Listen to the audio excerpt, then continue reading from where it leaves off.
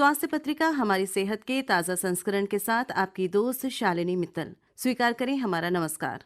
श्रोताओं, बहुत सारी जानकारी समेटे है आपका ये कार्यक्रम। आज के अंक में शामिल है मासिक धर्म स्वच्छता दिवस पर जानकारी, स्त्री रोग विशेषज्ञ डॉक्टर संध्या जैन से, विश्व थायराइड दिवस पर जानकारी, साथ ही मौखिक कैंसर कारण, लक्षण और बचाव पर डॉक्टर डॉली सेठी दंत चिकित्सक से ली गई भेंटवार्ता और बढ़ती उम्र में सौंदर्य रक्षा इस विषय पर भेंटवार्ता डॉक्टर सौम्या सचदेवा से। श्रोताओं, हर वर्ष 28 मई को मासिक धर्म स्वच्छता दिवस मनाया जाता है। इस साल का थीम है 2030 तक मासिक धर्म को जीवन का एक सामान्य फैक्ट बनाना। मासिक धर्म के दौरान स्वच्छता की आवश्यकता और महत्व के बारे में जानते हैं गुरु तेग बहादुर अस्पताल की स्त्री रोग विशेषज्ञ डॉक्टर संध्या जैन से। हमें ये समझना होगा मासिक धर्म एक बहुत ही नेचुरल और फिजियोलॉजिकल प्रोसेस है। क्या आप जानती हैं कई कम्युनिटीज में जो मेरे पेरेंटल हाउस जहाँ था एमपी में, वहाँ पे जब किसी लड़की को मासिक धर्म शुरू होता था 14-15 वर्षों में, तो there used to be a huge celebration in the family. एक प्रॉपर फंक्शन किया जाता था। एंड आज मैं कह सकती हूँ एज अ गायनेकोलॉजिस्ट कि it was a moment of celebration. किसी लड़की का मेनार्की जिसे कहते हैं कि मासिक धर्म शुरू होना, इस बात की पुष्टि करता है कि एक तो उसके अंदर बॉडी में सारे अंग ठीक से बने हुए हैं, यूट्रस है, ओवरीज हैं। दूसरा, उसका हार्मोनल एक्सेस ठीक से काम कर रहा है, उसका एक्टिवेशन हो गया है। अब वो लड़की एक युवा के रूप में एंटर कर सकती है और उसकी प्रजनन वो शुरू कर दी है नेचर ने।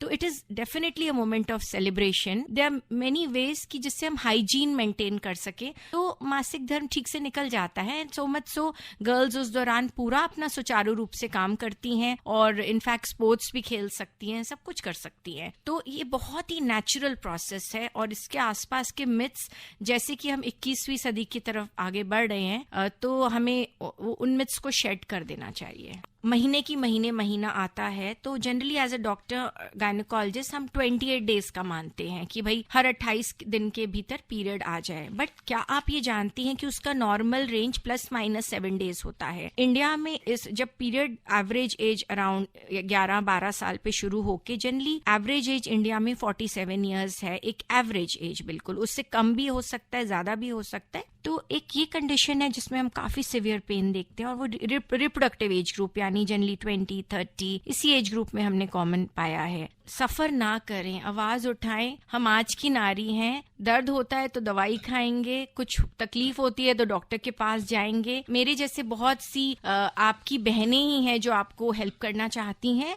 सो just reach out to us, that's all I want to say. Thyroid से संबंधित मुद्दों के बारे में जागरूकता बढ़ाने के लिए हर वर्ष 25 मई को विश्व थायराइड दिवस मनाया जाता है।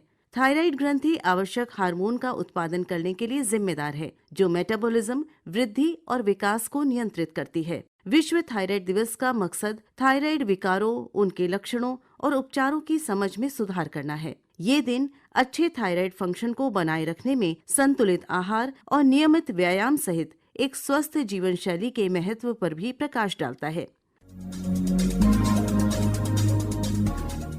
श्रोताओं, हर साल 31 मई को विश्व तंबाकू निषेध दिवस यानी वर्ल्ड नो टोबैको डे मनाया जाता है। इस दिन को मनाने के पीछे का मकसद लोगों को तंबाकू के सेवन से होने वाले नुकसान के बारे में बताना है। तंबाकू स्वास्थ्य के लिए बहुत ही हानिकारक है। इसका सेवन करने से कैंसर जैसी गंभीर स्वास्थ्य समस्याओं का सामना करना पड़ सकता है। हर साल लाखों की संख्या में लोगों की मौत तंबाकू के सेवन के कारण होती है। एक्सपर्ट्स की माने तो तंबाकू के सेवन से मुंह और फेफड़ों के कैंसर की संभावना कई गुना बढ़ जाती है। मौखिक कैंसर, कारण, लक्षण और बचाव। आइए सुनते हैं इस विषय पर दंत चिकित्सक डॉक्टर डॉली सेठी से शालिनी मित्तल की बातचीत। आज हमारे साथ स्टूडियो में हैं डॉक्टर डॉली सेठी। आप दंत चिकित्सक हैं और ख़ास तौर पर आपकी स्पेशलिटी ओरल कैंसर में है। तो हम आपका बहुत बहुत स्वागत करते हैं डॉक्टर डॉली आकाशवाणी के स्टूडियो में। और आज क्योंकि आप यहाँ समय निकाल कर आई हैं, तो हम चाहते हैं कि ओरल कैंसर पर हम विशेष तौर पर जानकारी दें अपने श्रोताओं को कि ओरल कैंसर क्यों होता है और इसके लक्षण और उपचार कैसे किया जाता है। सबसे पहले कार्यक्रम आरंभ करूँ, ये जानना चाहूंगी कि ओरल कैंसर होता क्या है। ओरल कैंसर या मुंह का कैंसर मुंह के किसी भी अंग का, तालू का, जीभ का, होंठों का, हमारे मसूड़ों का, किसी भी जगह के जो सेल्स हैं वो अनकंट्रोल्ड ग्रोथ करते हैं, बिल्कुल बढ़ते जाते हैं और उन्हें हम रोक नहीं पाते, उसे ही ओरल कैंसर कहते हैं। ओरल कैंसर भारत में बहुत ज्यादा है, बल्कि हमारे जो भारत में जितने भी कैंसर होते हैं उसमें से 45% जो है वो मुंह का कैंसर है। ये आदमियों में ज्यादा होता है, बल्कि औरतों से दोगुना आदमियों में होता है। तो आपने कहा कि 45% of the cancers are oral cancers. Yes. तो क्यों हो जाता है इतना, और इंडिया में इसका अनुपात इतना ज्यादा क्यों है? मैम, हमारा एक ट्रॉपिकल नेशन है, हमारे यहाँ धूप बहुत ज्यादा है, तो लिप कैंसर तो हमारा धूप की एक्सपोजर की वजह से बहुत बढ़ जाता है। अच्छा। उसका रिस्क बढ़ जाता है। दूसरा, तंबाकू बहुत ज्यादा सेवन किया जाता है भारत में, उसकी वजह से रिस्क रेट बहुत बढ़ जाता है। जो आदमी है वो तंबाकू ज्यादा लेते हैं, उससे रिस्क रेट आदमियों में बढ़ जाता है। शराब का सेवन हो, डाइट में कुछ कमी हो, ये सब रीजंस हैं जिसकी वजह से ओरल कैंसर होता है। हमारे देश में जो हमारे ओरल हाइजीन है उस पर इतना ध्यान नहीं दिया जाता। अगर किसी को कोई दांत चुभ रहा है कंटिन्यूअसली, अंदर कोई दिक्कत हो रही है, तो हम उसे टालते रहते हैं। उसकी वजह से जो इसका डेथ रेट है और ओरल कैंसर होने के चांसेस हैं वो बढ़ जाते हैं। तो आपने बताया ओरल हाइजीन सही नहीं होना, साथ ही ट्रॉपिकल क्लाइमेट होना, और तीसरा आपने बताया तंबाकू का सेवन। और तंबाकू का सेवन एक बहुत बड़ा कारण बनता है हमारे यहाँ ओरल कैंसर का। मैम, बिल्कुल ठीक कह रहे हैं आप। 80% लोग जो ओरल कैंसर की शिकायत लेकर आते हैं वो तंबाकू का सेवन कर रहे होते हैं। 70% लोग जो ये शिकायत लेकर आते हैं वो हैवी ड्रिंकर्स होते हैं, शराब का सेवन करते हैं। तंबाकू का सेवन करने से इसकी रिस्क फैक्टर बहुत बढ़ जाता है ओरल कैंसर का, और अगर आप साथ में शराब का सेवन भी करते हैं तो ये रिस्क फैक्टर डबल हो जाता है। तो हम बचाव की बात बाद में करेंगे डॉक्टर साहब, पहले हम ये जरूर जानना चाहेंगे कि ओरल कैंसर के जो पेशेंट आपके पास आते हैं तो वो किन लक्षणों के साथ आते हैं? मैम, आमतौर पर जो पेशेंट आते हैं वह नहीं जानते कि उनको कोई दिक्कत है, उनको किसी चीज की आदत पड़ चुकी होती है, वो नहीं बता पाते कि उनको कोई दिक्कत हो रही है। तो हम जनरल चेकअप में ही देखते हैं कि हाँ ये कुछ अलग है, इसका टेस्ट करवाइए, बायोप्सी करवाइए, तो कुछ देखेंगे कि क्या दिक्कत है। लेकिन कई बार पेशेंट आते हैं जिनका कोई अल्सर है, वो दवा दारू करने के बावजूद, दवाइयाँ लेने के बावजूद ठीक नहीं हो रहा है काफी महीनों से। ये बहुत बड़ा रीजन है, ये बहुत बड़ा लक्षण है। कोई दांत है जो आपको काट रहा है, गाल पर गांठ बन रही है, पुरानी गांठ है, आपको दर्द नहीं है, वो भी ओरल कैंसर का एक लक्षण हो सकता है। मुंह में कोई सफेद दाग है, कोई लाल दाग है, कहीं पर दर्द है, आपको खाना चबाने में दिक्कत हो रही है, खाना निगलने में दिक्कत है, ये सब लक्षण है ओरल कैंसर के। तो डॉक्टर साहब, जैसे हम अक्सर सुनते हैं जब हम कैंसर की बात करते हैं तो हम कहते हैं कि ये एक स्टेजेस में होता है, और शुरू की जब स्टेज होती है तो पता भी नहीं चलता है। तो ऐसा ही कुछ क्या मौखिक कैंसर के साथ भी होता है? मैम, ऐसा ही होता है मौखिक कैंसर के साथ। जैसे मैंने आपको बताया, काफी लोगों को नहीं पता होता कि उनको ओरल कैंसर है। वो सिर्फ एक दांत के दर्द की दिक्कत लेकर आते हैं, और वो बाद में हम जानते हैं कि इसके नीचे सिस्ट या गांठ बनी हुई है जो कैंसर का रूप भी ले सकती है। तो इसके भी ऐसे ही स्टेजेस होती हैं? जी हाँ मैम। शुरू की स्टेजेस में अगर ये पकड़ में आ जाता है तो 80% चांस है कि आप पूरे ठीक हो जाएंगे, लेकिन 20 से 30% केसेस ऐसे होते हैं जो बहुत लेट पकड़ में आते हैं। तो उन केसेस में जो हमारा प्रोग्नोसिस है, जो हमारा आगे चलकर इलाज का असर है, वो कम हो जाता है। ओरल कैंसर में ये जानना बहुत जरूरी है कि स्टेज के अलावा ये कैंसर हुआ कहाँ है। ओरल कैंसर अगर होंठ पे हुआ है तो आपका इलाज बहुत अच्छा हो सकता है, बिल्कुल संभव है, ओरल कैंसर पूरी तरह ठीक हो सकता है। लेकिन अगर जीभ में हुआ है तो उसका जो इलाज है वो देर तक चलेगा और उसमें दिक्कत होगी, और उसके चांसेस प्रोग्नोसिस कम होते हैं। तो बहुत सारी चीज़ें आपने बताई, और मुंह में कई जगहों पे ये कैंसर हो सकता है, तो ये डायग्नोसिस करना सबसे इम्पोर्टेंट हो जाता है, किस जगह का कैंसर है मुंह में भी। तो ये डायग्नोसिस की जो प्रक्रिया है वो क्या होती है, कौन से टेस्ट किए जाते हैं, किस तरह पहचान की जाती है ट्रीटमेंट करने से पहले? मैम, इसमें सबसे पहले चेकअप ही है। आप हर 6 महीने में दंत चिकित्सक के पास जाकर, डेंटिस्ट के पास जाकर चेकअप करवाएं, ताकि अगर कुछ भी चीज छोटी सी भी है तो वो पकड़ में आ जाए। अगर डेंटिस्ट को लगता है कि कोई दिक्कत है, कोई गांठ उभर रही है, कहीं मुंह खोलने में दिक्कत हो रही है, कहीं कोई निशान बन रहा है सफेद या लाल, या कोई छाला है ऐसे जो ठीक नहीं हो रहा तो बायोप्सी होती है। बायोप्सी से ही ये क्लियर होता है। उसके अलावा और भी इमेजिंग टेस्ट हैं जिनसे ये क्लियर होता है कि कैंसर है या नहीं है और किस स्टेज पर है। उसके बाद ही इलाज हम प्रारंभ कर सकते हैं। तो इलाज क्या होता है बेसिकली? जैसे पकड़ में आ गया कि इस स्टेज का कैंसर है, इस जगह पर ये कैंसर है, तो किस तरह से आप ट्रीटमेंट मॉड्यूल तय करते हैं? मैम, जैसे कि मैंने पहले भी कहा, ओरल कैंसर का ट्रीटमेंट डिपेंड करता है बेसिकली कि कैंसर किस जगह पर है। तालू के कैंसर का ट्रीटमेंट और प्रोग्नोसिस अलग चलेगा। जीभ का कैंसर है तो उसका अलग चलेगा। और कितना आपको हिस्सा उसका इन्वॉल्व करना है मुंह का। इसमें सबसे मेजर जो है वो है ट्रीटमेंट सर्जरी। हम वो हिस्सा हटा देते हैं जिसमें दिक्कत हो रही हो। इसके साथ साथ कितना हिस्सा हटाना है, कितने पे कैंसर दिख रहा है और कितना हमने बढ़ना है। कुछ लोगों की पूरी तालू की हड्डी काट दी जाती है, किसी की पूरा नीचे का जबड़ा काटना पड़ता है, किसी के छोटे से ही हिस्से में काटने से ही वहीं रुक जाता है कैंसर। इसके अलावा कीमोथेरेपी, रेडियोथेरेपी और टारगेट ट्रीटमेंट जो है वो हम साथ में कर सकते हैं। जैसे बाकी कैंसर्स का ट्रीटमेंट होता है लगभग उसी तरह से जी इसका हाँ, भी ट्रीटमेंट किया जाता है। तो कौन सा मुंह का कैंसर ऐसा है जो बहुत ज्यादा पाया जाता है? मैम, स्क्वेमस सेल कार्सिनोमा एक ऐसा कैंसर है जो सबसे ज्यादा पाया जाता है। हमारे मुंह की जो लाइनिंग होती है मोस्टली स्क्वेमस सेल से, चौकोर सेल से बनी हुई है। यही सेल्स हैं जो सबसे ज्यादा ग्रो करते हैं। इन्हीं पे जो स्मोकलेस टबैको या स्मोक वाला टबैको सिगरेट्स, उनका असर, अल्कोहल का असर सबसे ज्यादा होता है। तो अगर कहीं कोई चुभ रहा है दांत या कुछ, तो वो उसी पे सबसे ज्यादा असर डालेगा। तो आपने बताया कि सर्जरी, कीमोथेरेपी और रेडिएशन ये डिसाइड करता है डॉक्टर देखने के बाद स्थिति। तो क्या अगर एक बार पेशेंट ठीक हो जाता है, उसका कैंसर पकड़ में आके एक बार वो रिवाइव कर जाता है, तो क्या इसके चांसेस हैं कि वो दोबारा हो सकता है?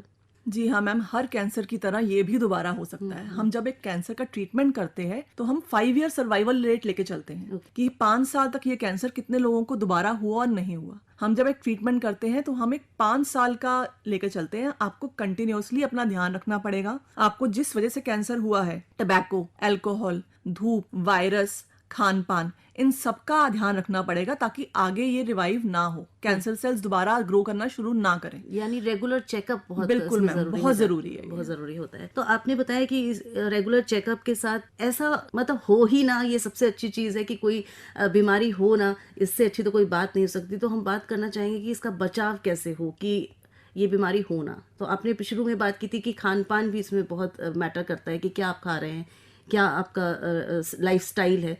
तो ये भी बताइए कि किस तरह से इसका बचाव किया जा सकता है। मैम, हेल्दी डाइट हर चीज के लिए बहुत इंपॉर्टेंट है। हेल्दी डाइट और एक्सरसाइज से हमारी बॉडी की, हमारे शरीर की इम्यूनिटी बढ़ती है। किसी भी कैंसर सेल या किसी और बीमारी से लड़ने की ताकत बढ़ती है। तो हेल्दी डाइट जरूर लें। विटामिन बी, विटामिन सी, ये सब बहुत जरूरी है हमारी डाइट में हो। फाइबर लें, शुगर लेवल थोड़ा कम करें। जितना हम अपनी डाइट को हेल्दी रखेंगे उतना हम बीमारियों से लड़ पाएंगे, उतना कैंसर सेल्स ग्रो नहीं कर पाएंगे। सबसे बड़ा कारण जो ओरल कैंसर का है, मौखिक कैंसर का है, वो है तंबाकू। तंबाकू चाहे सिगरेट की फॉर्म में हो, चाहे पान की फॉर्म में हो, चाहे सुपारी हो, ये बहुत बड़ा रीजन है कैंसर होने का। हमारे बहुत सारे श्रोता जो इस कार्यक्रम को सुन रहे हैं और अगर वो तंबाकू की लत से पीड़ित हैं तो कृपया डॉक्टर साहब की बात मानें और दूर रखें अपने आप को तंबाकू से या इस तरह के किसी भी अल्कोहल सेवन से, क्योंकि ये आपको बहुत बुरी तरह से प्रभावित कर सकता है और मुंह का कैंसर जैसी बीमारी आपको गिरफ्त में ले सकती है। डॉक्टर साहब, चलें इससे पहले कुछ खास बात हमारे श्रोताओं के साथ आप साझा करना चाहें, कोई ऐसा केस, कोई ऐसी बात जो आपको लगता है आप शेयर करना चाहेंगे?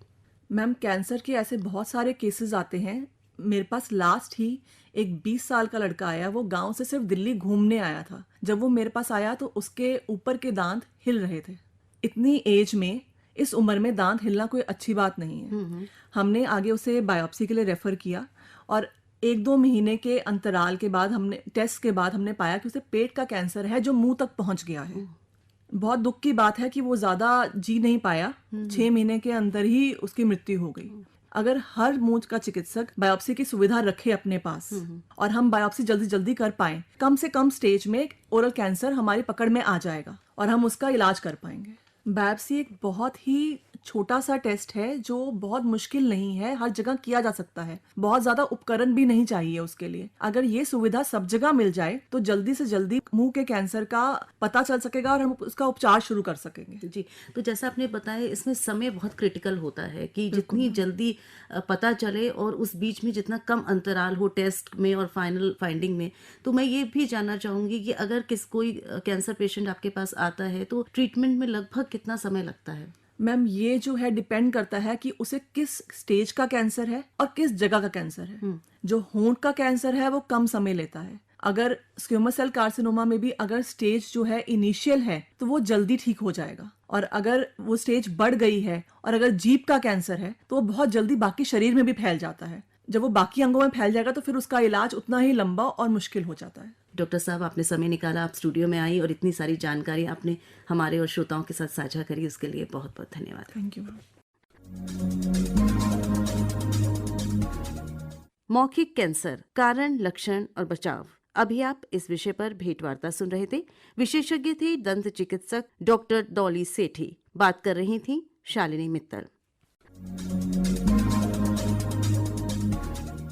आजकल की भागदौड़ भरी जिंदगी में जितना मुश्किल अपनी सेहत का ध्यान रखना है, उतना ही मुश्किल अपनी त्वचा की देखभाल करना भी है। उम्र चाहे कोई भी हो, लेकिन अपनी सुंदरता बनाए रखना हर किसी के लिए बहुत जरूरी होता है। ऐसे में त्वचा की चमक को बढ़ाने के लिए लोग अक्सर अलग अलग तरीके अपनाते हैं। आइए हम आपको बताते हैं कि बढ़ती उम्र में कैसे आप अपनी त्वचा को सुंदर बनाए रख सकते हैं। सुनिए भेंटवार्ता बढ़ती उम्र में सौंदर्य रक्षा। विशेषज्ञ हैं डर्मेटोलॉजिस्ट डॉक्टर सौम्या सचदेवा। आपसे बात कर रही हैं नीलू सूरी। आज का रोचक अंक है बढ़ती उम्र में सौंदर्य की देखभाल, और आज इस अंक में हमारे साथ स्टूडियो में मौजूद है कंसल्टेंट एंड असिस्टेंट प्रोफेसर चर्म रोग विशेषज्ञ डॉक्टर सौम्या सचदेवा। डॉक्टर साहब, सबसे पहले तो मैं आपका बहुत बहुत स्वागत करना चाहूंगी। धन्यवाद। डॉक्टर साहब, अगर बढ़ती उम्र की बात करें तो हर इंसान चाहता है कि मैं युवा रहूं, झुर्रियां ना पड़े।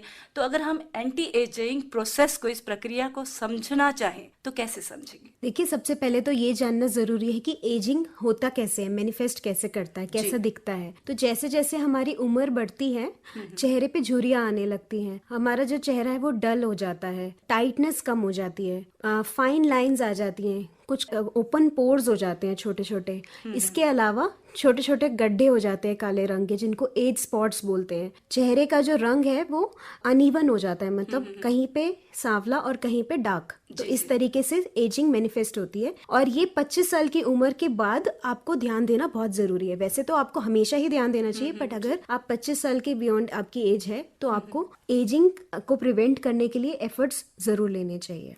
डॉक्टर साहब, अक्सर एज की बात करें तो एक जहन में आता है शब्द सुनने को हमेशा ही लगता है कोलेजन। हर वक्त डॉक्टर साहब कहते हैं जी कोलेजन की कमी हो रही है। ये कोलेजन क्या है? तो कोलेजन जो होता है वो हमारी स्किन के अंदर प्रोड्यूस होता है, और ये जैसे जैसे उम्र बढ़ती है कोलेजन कम हो जाता है। कोलेजन का काम ये होता है कि ये इलास्टिसिटी और आपकी स्किन को हाइड्रेटेड रखता है, मतलब मॉइस्चराइज्ड रखता है और स्किन को टाइट रखता है। तो जैसे जैसे उम्र बढ़ती है तो कोलेजन कम हो जाता है। तो बहुत सारी चीजें होती है जिससे कोलेजन कम होने की से बढ़ता है, मतलब कोलेजन ज्यादा जल्दी कम होता है, जैसे कि पोल्यूशन, अच्छा खान पान ना होना, स्मोकिंग करना, यूवी एक्सपोजर, ज्यादा यूवी एक्सपोजर, जो ज्यादा बाहर जाते हैं या सनस्क्रीन का उपयोग नहीं करते हैं, उनको जल्दी कोलेजन की कमी हो जाती है, और उसी कारण एजिंग की मैनिफेस्टेशन, एजिंग की जो जिस तरीके से प्रेजेंट करता है वो बढ़ जाता है। जी जी जी, आपने कहा यूवी रेस भी आ जाती है, या हम पॉल्यूशन की वजह से भी हो जाता है। तो इसी से जुड़ता है अगला वाला मेरा प्रश्न कि अगर फेस रूटीन की बात करें, स्किन रूटीन की बात करें, इन सब के लिए क्या रूटीन केयर होनी चाहिए डॉक्टर साहब? एक अच्छा स्किन केयर रूटीन होना बहुत जरूरी है, और ये फर्स्ट पहला स्टेप है जो एंटी एजिंग में आता है। तो एक स्किन केयर रूटीन में एक होता है मॉर्निंग रूटीन और एक होता है नाइट रूटीन, जिसे हम बोलते हैं एएम और पीएम रूटीन। तो बहुत सारे पेशेंट्स मेरे पास आते हैं, वो कहते हैं कि हमारे पास इतना टाइम नहीं है स्किन केयर रूटीन फॉलो करने का। तो मैं उन्हें कहती हूँ कि एक बेसिक स्किन केयर रूटीन आप फॉलो कर सकते हैं, उसमें 2 से 3 मिनट ही लगते हैं, और उसे आप अपने रोज के प्रोसेस में ही इंक्लूड करें। जैसे आप ब्रश करते हैं, जैसे आप अपना चेहरा धोते हैं, आप अपने आप को रेडी करते हैं, उसी में ही आप स्किन केयर रूटीन को डालें। तो मॉर्निंग के स्किन केयर रूटीन में आप पहले तो चेहरे को क्लीन करें, जिसे बोलते हैं क्लेंजिंग, फिर आप मॉइस्चराइज करें और सनस्क्रीन लगाएं। तो ये एक बेसिक रूटीन है। इसके बियॉन्ड एडवांस रूटीन भी होता है जिसमें हम सीरम ऐड करते हैं, तो वो अलग चीज है, बट एक बेसिक रूटीन जरूर फॉलो करें। और नाइट में फेस वॉश करें, जिसे क्लेंजिंग कहते हैं, और उसके बाद मॉइस्चराइजर लगाएं। सनस्क्रीन की बात करें तो सनस्क्रीन हर 4 घंटे में अप्लाई करना है आपको, दिन में एटलीस्ट 3 बारी। तो आप मान लो आपका दिनचर्या 8 बजे शुरू होता है, तो 8 बजे लगाएं, फिर 12 बजे लगाएं, फिर 4 बजे लगाएं। 3 बार आप सनस्क्रीन जरूर लगाएं। डॉक्टर साहब, आपने कहा सीरम की बात की, तो अक्सर हमें बोला जाता है कि कुछ एंटी एजिंग प्रोडक्ट्स मार्केट में मिलते हैं, कितना सही है लोगों के लिए इन चीजों को देखना? सीरम जो होता है उसके अंदर एक पर्टिकुलर इंग्रेडिएंट होता है जो ज्यादा मात्रा में होता है, और ज्यादातर वो एसिड्स होती हैं। आपको उसमें एलर्जी हो सकती है, प्रॉब्लम हो सकती है। अपने डर्मेटोलॉजिस्ट से ही पूछ के और आपके स्किन केयर टाइप के हिसाब से ही आपको प्रोडक्ट्स चूज करने हैं। तो सीरम भी उसी में ही आता है। सीरम कई तरीके के होते हैं और हर सीरम की अलग इंडिकेशन होती है और उस हिसाब से ही उसे दिया जाता है। डॉक्टर साहब, अगर अचानक कभी एक्ने होते हैं या पिगमेंट्स हो जाते हैं, आपने कहा जैसे अनइवन टोन हो जाती है, कहीं सफेद है तो कहीं एकदम काला रंग पड़ जाता है, तो हम केमिस्ट के पास जाते हैं और बोलते हैं कि आप हमें एक्ने के लिए कुछ दे दीजिए। फिर बाद में पता चलता है कि डॉक्टर साहब बताते हैं जी आपने तो स्टेरॉइड्स ज्यादा लगा दिए और अब तो ये बर्न हो गई।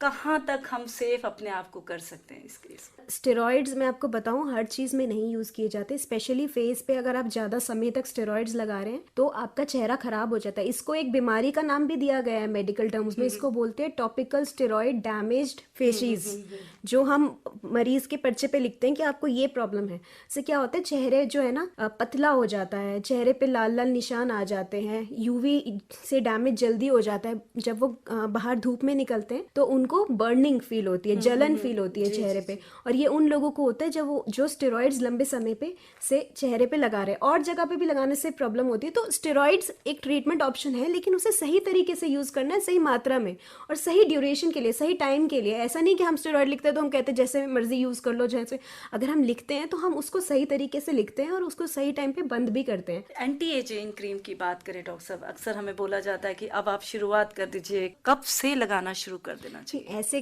कोई भी एंटी एजिंग क्रीम नहीं लगानी है, अलग अलग चीजें अलग अलग इंडिकेशन होती है। बट एंटी एजिंग आपको मोटा मोटा 25 साल से शुरू करना है। तो उससे पहले भी आप अपने चेहरे का ध्यान रखेंगे, बहुत अच्छी बात है। उससे अच्छी बात, बढ़िया बात तो कोई है नहीं। तो उसमें सबसे पहले तो लाइफस्टाइल मेजर्स आते हैं, फिर स्किन केयर रूटीन आती है जो हमने डिस्कस किया, और उसके अलावा कुछ प्रोसीजर्स होते हैं जो हम करते हैं एज डर्मेटोलॉजिस्ट। तो जो एंटी एजिंग यानी जो उम्र को दूर रखे, ऐसे प्रोडक्ट्स मार्केट में कई तरह के आते हैं, लेकिन आपने ये बहुत अच्छा बोला कि वो आप डिसाइड करेंगे कि किस स्किन के लिए, कौन सी स्किन के लिए अच्छा रहेगा, ये ड्राई स्किन है या ऑयली स्किन है, किस वो आप डिसाइड करते हैं। डॉक्टर साहब, अगर विज्ञान ने इतनी तरक्की की है, अब तो फिलर्स आ गए, बोटॉक्स की बात अक्सर हम सुनते रहते हैं, तो और कौन सी प्रक्रियाएं हैं जो क्लिनिकल वे में आप लोग करते हैं जिससे कि सुंदर भी रहें और कोई साइड इफेक्ट्स भी ना रहे? डॉक्टर साहब, बहुत सारे प्रोसीजर्स होते हैं जो हम करते हैं। केमिकल पील्स करते हैं, मेडिकेटेड फेशियल्स होते हैं, बोटॉक्स होता है, फिलर्स होते हैं, थ्रेड लिफ्ट होती है, लेजर भी होता है। तो ये सब प्रोसीजर्स हैं जो जरूरत के अनुसार, जो जिसकी जो नीड है, जो रिक्वायरमेंट है, उसके अकॉर्डिंग की जाता है, और एंटी एजिंग में ही आता है। जी, अगर फिलर्स की बात करें, क्या होते हैं ये फिलर्स और बोटॉक्स में कितना फर्क है इन दोनों में? तो बोटॉक्स यानी बोटुलिनम टॉक्सिन के इंजेक्शन। तो बोटॉक्स हम झुर्रियों को, रिंकल्स को ट्रीट करने के लिए देते हैं, और बोटॉक्स को हम मसल यानी मांस में इंजेक्ट करते हैं, और वो मसल रिलैक्स हो जाती है, वो मांस में डालते हैं, तो उससे जो झुर्रियां हैं वो खत्म हो जाती हैं। जबकि फिलर्स अलग होते हैं बोटॉक्स से। फिलर जो है गड्ढे भरने के लिए होते हैं। हमारे फेस की बात करें, ज्यादातर ये ट्रीटमेंट्स हम फेस पे ही करते हैं। तो फेस में क्या होता है कि जैसे उम्र बढ़ती है तो प्रोटीन्स कम हो जाते हैं, तो उस वजह से गड्ढे आ जाते हैं। जैसे आंखों के नीचे गड्ढे आपने देखे होंगे पड़ जाते हैं उम्र से, तो वो फिलर से ट्रीट करा जाता है। ऐसे ही कोई भी आपको फेशियल फीचर इंप्रूव करना है, जैसे कि चीक्स को एनहांस करना है, बेटर लगे, जैसे उम्र से आपने देखा होगा कि वो गाल थोड़े लटक जाते हैं। जी बिल्कुल, तो वो भी फिलर से किया जाता है। ऐसे जॉ लाइन को शेप करना, जॉ लाइन ठीक करना, वो भी फिलर से किया जाता है। उसमें थ्रेड्स भी यूज होते हैं। डॉक्टर साहब, केमिकल पील्स की बात करें तो वो तो बहुत कॉमन सुनने में आया। ओपीडीज में भी जाओ, अगर स्किन ओपीडी में, तो अक्सर डॉक्टर कहते हैं पील्स करवा लो क्योंकि अनइवन है, स्किन की टोन अच्छी नहीं है। क्या होते हैं पील और क्या सेफ हैं हमारे लिए? बिल्कुल सेफ है अगर किसी एक्सपीरियंस्ड डर्मेटोलॉजिस्ट द्वारा ही किया जाए, जो आपको प्रॉपर्ली असेस करके सही तरीके से करे। उसका टाइम ड्यूरेशन होता है जिसमें उसको रिमूव किया जाता है। एक तरह की पील नहीं होती, कई तरीके की पील होती है। हर पील को लगाने का अलग तरीका होता है। उसका फिर एक न्यूट्रलाइजेशन होता है, मतलब वो लगाते हैं और फिर एंड में उसको न्यूट्रलाइजर लगाते हैं। ज्यादातर ये पील्स एसिड्स होती हैं, एक केमिकल सोल्यूशन होता है, और इसका काम ये होता है कि आपके चेहरे पे लगाते हैं और उसके बाद वो क्या करता है, आपकी ऊपरी परत हटाता है चेहरे की, जिससे आपका चेहरा निखर के आता है। तो ऑफ कोर्स ये अच्छी ट्रीटमेंट है, लेकिन जिसको जैसे रिक्वायरमेंट हो वैसे किया जाए। घर में तो आप बिल्कुल भी मत पील करिए। से लगा सकते हैं, यानी पार्लर्स में जाते हैं ये बिल्कुल भी सब नहीं। चीजें ठीक नहीं है, सेफ नहीं है। डॉक्टर साहब, आपने अपने प्रोग्राम में ये बार बार जिक्र किया कि प्रोटीन कम हो जाता है, जीवन शैली से भी बहुत फर्क पड़ता है। तो क्या ऐसे फल खाएं, क्या ऐसी डाइट लें, सुपर फूड खाएं कि हम जवान रहें? बिल्कुल, लाइफस्टाइल का तो बहुत बड़ा रोल है उसमें। सबसे पहले मैं कहूंगी स्मोकिंग से झुर्रियाँ पड़ती है, सारे एजिंग के साइंस बढ़ते हैं। अल्कोहल ड्रिंक लेने से भी ये सारी चीजें बढ़ती हैं। उसके अलावा आपका डाइट अच्छा होना चाहिए, एक बैलेंस डाइट, मतलब सही क्वांटिटी में प्रोटीन्स, कार्बोहाइड्रेट्स, विटामिन, मिनरल्स और फैट होने चाहिए। 1.5 से 2 लीटर पानी रोज पिए, ठीक है। उसके अलावा सुपर फूड्स की बात की जाए तो उसमें सिट्रस फूड्स आते हैं, लेमन हो गया, आंवला हो गया, ब्रोकली हो गया, ऑरेंजेस हो गए। उसके अलावा chia seeds, flax seeds, walnuts, अच्छी क्वांटिटी में प्रोटीन लेना, योगर्ट, ये सब सुपर फूड्स होते हैं। और सुपर फूड के साथ मैं कहूंगी जो आपने कहा कि जी हाँ, फेस केयर रूटीन अपना जरूर रखें, एक सुबह का और एक शाम का। यानी सुबह भी धोएं अच्छे से चेहरे पे, फिर मॉइस्चराइजर लगाएं और 4-4 घंटे में सनस्क्रीन जरूर लगाएं। डॉक्टर साहब, थ्रेड प्रोसीजर की बात करें या मेडिकेटेड फेशियल्स, और जो हम स्पा में जाते हैं, कहीं जाते करवाते हैं, तो क्या होते हैं फेशियल्स? और थ्रेड प्रोसीजर की भी बात की तो बताएं इसमें। जी, मैं दोनों के बारे में बताती हूँ। मेडिकेटेड फेशियल्स, यानी मेडिकेटेड मतलब ये क्वालिफाइड डॉक्टर द्वारा ही, डर्मेटोलॉजिस्ट द्वारा किए जाते हैं। तो आजकल ये पार्लर्स में और स्पा में होते हैं, ये गलत है, ऐसा मत करिए। उसका रीज़न मैं आपको बताती हूँ। जो मेडिकेटेड फेशियल्स होते हैं वो फेशियल होते हैं, लेकिन उसमें दवाई लगाई जाती है। तो उसमें पील लगाया जाता है, उसमें सीरम लगाया जाता है, जो मैंने आपको बताया कि वो इंग्रेडिएंट्स होते हैं, एसिड्स होते हैं। तो उसको एक क्वालिफाइड डॉक्टर ही लगाए तो बेटर है, क्योंकि उसमें कल को रिएक्शन हो सकता है। आप पार्लर में जाते हैं और कुछ प्रॉब्लम हो गई तो फिर उसका कोई सोल्यूशन नहीं होगा, आगे प्रॉब्लम आ जाएगी आपको। तो मेडिकेटेड फेशियल ये होते हैं, जिस मेडिकेटेड फेशियल का काम होता है कि वो चेहरे में ग्लो लेके आता है, ब्राइटनिंग लेके आता है, कुछ हद तक झुर्रियों पे भी एक्ट करता है, पर वो छोटा शॉर्ट लिव्ड एक्शन होता है, उसको बार बार रिपीट करना होता है। और थ्रेड लिफ्ट प्रोसीजर जो होता है ना, वो इसलिए किया जाता है कि उम्र के साथ ना चेहरा सैग करने लगता है, गिरने लगता है, ढलने लगता है। तो चेहरे का गिरने को उठाना, चीक्स को उठाना, उसे थ्रेड लिफ्ट कहते हैं। और इवन चिन के लिए भी किया जाता है, जो डबल चिन बन जाता है उम्र के साथ, ऐसे ही जो जॉ लाइन खराब हो जाती है, इन सब चीज़ों के लिए थ्रेड्स किए जाते हैं। डॉक्टर सौम्या, इतनी अच्छी जानकारी दी आज आपने हमारे स्टूडियो में आके, इसके लिए बहुत बहुत धन्यवाद। धन्यवाद। बढ़ती उम्र में सौंदर्य रक्षा। अभी आप इस विषय पर ये भेंटवार्ता सुन रहे थे। विशेषज्ञ थे डर्मेटोलॉजिस्ट डॉक्टर सौम्या सचदेवा। आपसे बात कर रही थी नीलू सूरी।